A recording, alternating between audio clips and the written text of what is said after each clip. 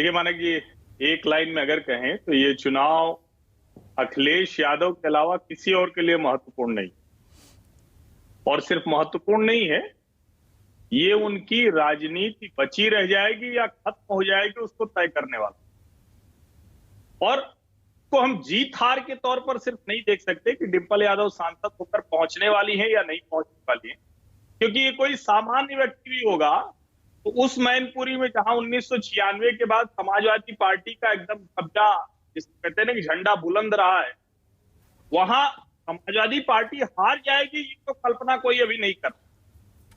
लेकिन डिंपल यादव को प्रत्याशी बनाने के ठीक पहले जिस हड़बड़ी में पूर्व मंत्री आलोक शाह को जिलाध्यक्ष बनाया जाता है, जिस तरह से शिवपाल यादव को मनाने की कोशिश की जाती है, उनके सार्वजनिक तरह से कहें कि नानुकुर के बावजूद उनको स्टार प्रचारक की सूची में शामिल कर दिया जाता है, ये बड़ा स्पष्ट दिखा रहा है कि डर गहरे बैठा हुआ है।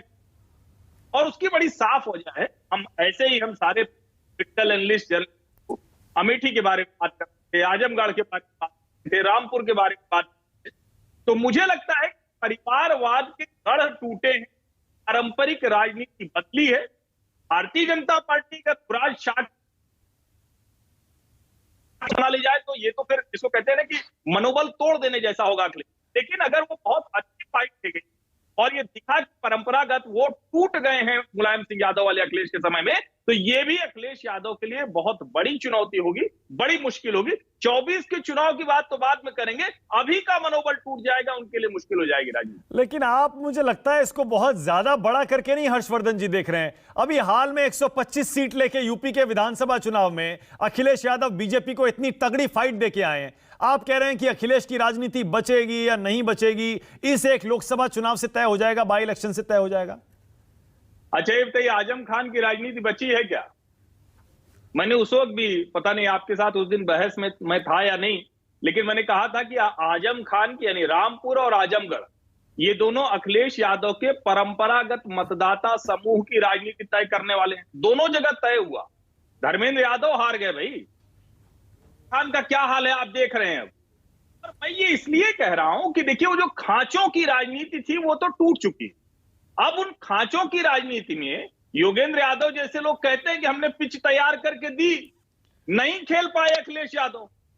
इसके बाद भी अगर आप कह रहे हैं कि 125 सीट में जब पूरा एक कहे कि अजीब सा माहौल बना था, हर कोई टीवी पर बैठते ही लोग कहते थे पश्चिम से हवा शुरू हुई है और पूरब आते आते तो भाजपा साफ हो जाएगी। जब हम उस वक्त कहते थे कि बहुत क्लियर मेजोरिटी मिल रही भारतीय जनता पार्टी को, तो लोग कहते थे कि आप भाजपा के साथ मिले हुए पत्रकार हैं ही नहीं।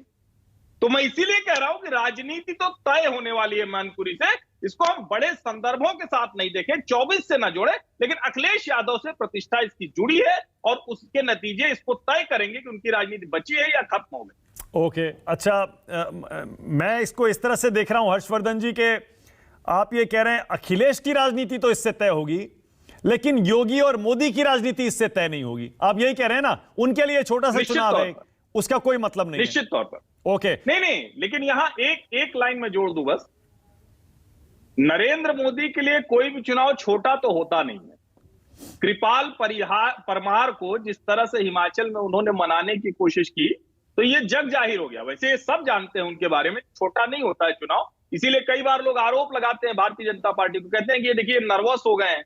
लेकिन हम लोग जो राजनीति समझ पा रहे हैं कि नरेंद्र मोदी की शैली ही यही है, जहां तक संभव हो अपनी जमीन बचाना और बढ़ाना। दूसरा सोचता है कि वो नर्वस हो गए।